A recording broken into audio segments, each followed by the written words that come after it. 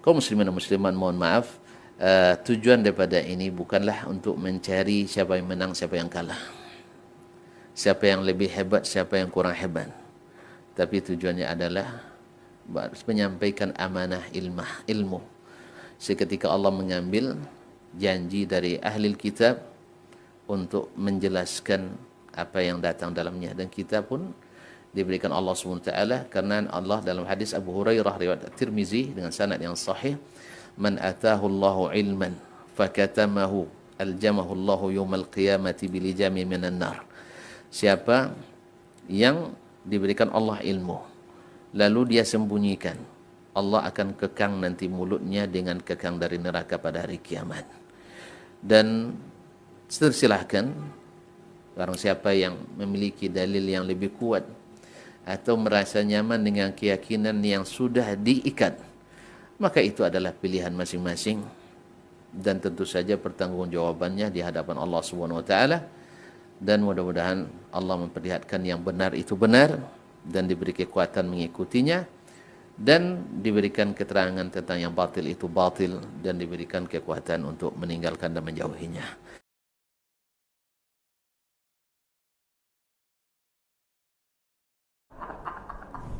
Dalam sanadnya ini ada namanya Abul Hasan Al-Hakari. Abu Hasan Al-Hakari itu statusnya lam yakun mausuqan bihi, tak bisa dipercaya, Mas Bro. Ibnu Najjar berkata, muttaham biwad'il hadis, dia terpapar pemalsu hadis dan tukang buat-buat sanad. Jadi kalau nanti ada orang mengatakan Imam Syafi'i berkata Allah itu di atas aras, tak bisa diterima karena sanadnya ada pemalsu hadis. Kalau dalam sanadnya ada pemalsu, berarti riwayat itu namanya dhaif jiddan. Dhaif jiddan tak bisa dipakai dalam masalah aqidah. Tapi kalian yang mengatakan hadis dhaif tak bisa dipakai, sekarang kenapa bisa dipakai? Qala al-Hafiz Ibnu Hajar, kata Imam Ibnu Hajar, Abul Hasan Al-Hakari ini kata dia, wa kana al-ghalibu ala hadithihi al-gharaib wal munkarat. Hadis-hadis riwayat dia itu banyak gharib-gharib dan mungkar-mungkar. Wa fi hadithihi asya'un mawdu'ah, dan banyak hadis-hadis palsu. Kalau begitu hadis yang riwayat yang mengatakan Imam Syafi'i mengatakan Allah di atas aras itu adalah riwayat jelas. Kembali kepada riwayat akidah Imam Syafi'i bahwa dari Abul Hasan Al-Hakari, maka riwayatnya memang tidak sahih.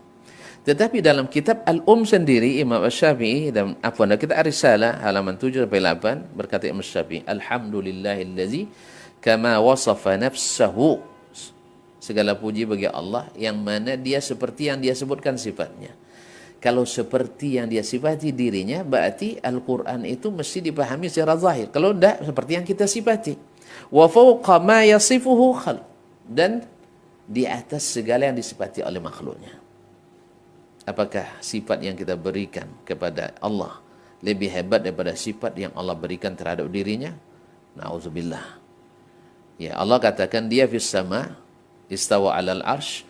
Lalu katakan tak, dia tidak la kharijal alam wala dakhilun, tak di luar, tak di dalam, la fawq wala tahat, tak di atas, tak di bawah, tak di kiri, tak di kanan. Terus di mana? Anda membuat alamat sendiri. Allah sudah sebutkan alamatnya bis sama, dan ayat beratus-ratus ayat, bahkan beribu dalil bahwa Allah itu di atas. Lalu yang kedua, ingkari dengan akal. Bukankah untuk mengenali sesuatu dengan benar itu salah satu dari 3 cara? Melihat langsung, ada yang melihat Allah tidak. Melihat yang sama dengannya, ada tidak. Kemudian melalui berita yang sahih. Ini berita yang sahih. Berita itu kalau tidak bahasa yang jelas, ini tidak berita namanya, kawan.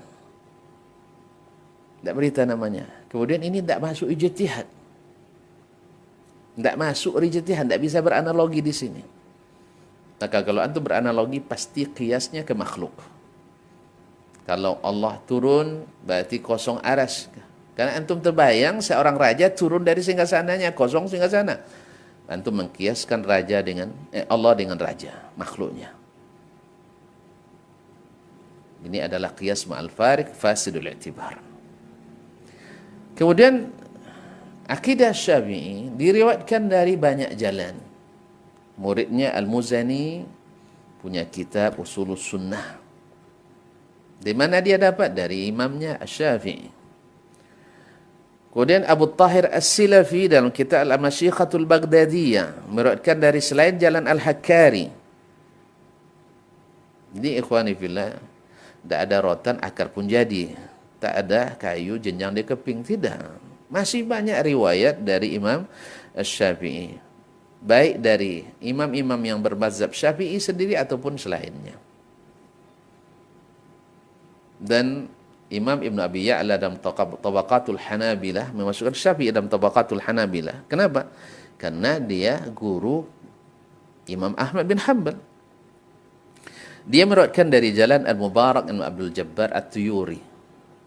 Mubarak bin Abdul Jabbar At-Tuyuri dari Muhammad, dia katakan qara'tu 'ala al-Mubarak qultu lahu akhbaraka Muhammad ibn Ali ibn al-Fatih qala akhbarana Ali al-Mardak qala akhbarana Abdul Rahman bin Abi Hatim qala haddatsana Yunus bin Abdul Ala al-Misri qala sami'tu Abu Abdullah Muhammad Idris Asy-Syafi'i yaqul, lalu dia sebutkan akidahnya tentang Allah istiwa, tentang Allah punya tangan, Allah punya wajah dan sebagainya. Dan seperti inilah keyakinan saya yang saya beragama kepada Allah dengannya. Walaupun di sanadnya terdapat Muhammad bin Ali al-Fatih al-Ushari, disebut al-Ushari karena dulu datuknya panjang, disebut dengan al-Ushari. Jadi al-Ushari ini Al-Khatib al-Baghdadi berguru langsung kepadanya. Al-Mubarak bin Abdul Jabbar Tuyur berguru langsung kepadanya. Mereka berguru langsung kepadanya mengatakan kana thiqatan ma'munan salihan. Bahkan ada yang mengatakan mustajabud da'wah. Doanya mustajab. Ada dari Imam Az-Zahabi dalam Mizanul I'tidal. Kemudian diikuti oleh Ibnu Hajar dalam Mizanul Mizan. Bahwa beliau udkhila alaihi al-ahadits. Dimasukkan ke dalamnya hadis-hadis. Masukkan ke dalam kitabnya hadis-hadis yang bukan hadis dia. Di antaranya ada hadis palsu yang dia tidak ketahui. Apa salahnya dia? Kemudian tidak Al-Khatib Al-Baghdadi dan Imam Az-Zahabi sendiri rahimahullah ta'ala yang mengatakan itu, dan tidak dikenal sebelum Az-Zahabi yang mengatakan itu. Tidak dikenal sebelum Az-Zahabi yang mengatakan itu. Bahkan Imam Ibnul Jauzi yang meriwayatkan ada hadis palsu di dalam Al-Ushari tidak menyalahkan Imam Al-Ushari di dalam ini, Abu Talib Al-Ushari, tapi justru menyalahkan rawi yang lain. Maka di sini riwayat Muhammad Mubarak bin Abdul Jabbar At-Tuyuri dari Muhammad Ali bin Al-Fatih Al-Ushari dari Ali bin Mardak. Ali ibn Mardak ini juga Ali bin Abdul Aziz bin Mardak Al-Barzai Al-Bazzaz kana thiqatan ahad as-salihin. Thiqah, salah satu dari orang-orang salih, wafat 387. Nah, dengan demikian sanadnya sampai kepada Imam Asy-Syafi'i sahih. Dari jalan Abdurrahman ibn Abi Hatim dari Yunus bin Abdul Ala As-Sadafi dari Imam Asy-Syafi'i rahimahullah ta'ala. Dan Imam Az-Zahabi sendiri yang mengatakan Abu Talib Al-Ushari udkhila alaihi ahadits, beliau sendiri menjadikan riwayat ini muktamad dalam kitabnya As-Siyar A'lamin Nubala dan juga dalam Kitabul Ulum. Kemudian diambil pula oleh Imam Ibn Qudamah dalam Zamut Ta'wil. Kemudian Ibn Al-Qayyim dalam Ijtima' Juyush Al-Islamiyah. Tapi saya sebut Ibn Al-Qayyim nanti pasti Wahabi nih. Ya. Nah, demikian pula Imam Al-Maqdisi dalam Manaqibul A'immah halaman 120 sampai 121. Kemudian Abu Zakaria As-Salamasi Asy-Syafi'i wafat 550 dalam kitabnya Manazilul A'immatil Arba'ah halaman 218 sampai 219. Dan tadi kita katakan riwayatkan atau kita nukil dari imam dari kitabnya langsung dari Imam Al-Karji Al-Fusul fil Usul 'anil A'immatil Fuhul ilzaman li zawil bid'ah fudul halaman 17. Barang siapa yang mengatakan saya Syafi'i fikihnya, syariatnya, dan Asy'ari akidahnya, maka dia sudah mengumpulkan hal-hal yang bertentangan dan berlawanan. hal yang bertentangan dengan dan yang berlawanan. Bahkan ini terhitung murtad dari, ya murtad di sini saya tidak mungkin maksudnya murtad di Islam, bisa saja, atau dari mengikut Imam Asy-Syafi'i rahimahullah. Iz lam yakun Asy-Syafi'i Asy'ariyal aqidah atau i'tiqad. Syafi'i tak pernah Asy'ari akidahnya.